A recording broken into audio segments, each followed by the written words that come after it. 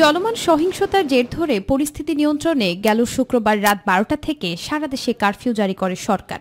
ফলে অস্থিতিশীল পরিস্থিতির উন্নতি হলেও জনজীবনে সৃষ্টি হয় অচলাবস্থা। যদিও মানুষের প্রয়োজন বিবেচনায় প্রায় প্রতিদিনই নির্দিষ্ট সময় শিথিল ছিল কারফিউ। কারফিউ শিথিলের সময় বাড়ানোয় বুধবার থেকে সচল হতে শুরু করেছে চিরচেনা রাজধানী। দুদিন আগে যেখানে চলাচলের জন্য যানবাহনের সংকট ছিল, সেখানে বৃহস্পতিবার সকাল থেকে রাজধানীতে যানবাহনের চাপ বেড়েছে। ভীতি কাটিয়ে পুরনোরূপে ফিরে যাচ্ছে সড়কগুলো। তবে ভিন্ন চিত্র দেখা গেছে মার্কেটগুলোতে। এখনো তেমন একটা জমে ওঠেনি কেনাবেচা, যার ফলে হতাশ দোকানিরা। দ্রুতই কারফিউ তুলে দেওয়ার দাবি তাদের। আগের মতো হয় নাই, কাস্টমার খুবই কম, মার্কেটে অনেক ক্ষয়ক্ষতি। এক সপ্তাহে আমাদের অনেক লস হবে, এটা উঠাতে আমাদের 2-1 মাস লেগে যাবে।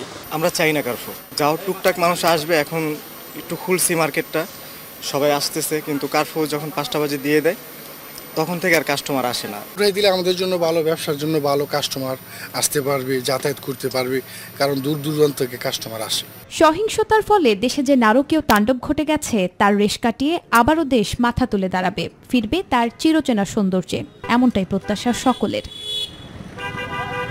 নুসরাত শারমিন, মাই টিভি, ঢাকা।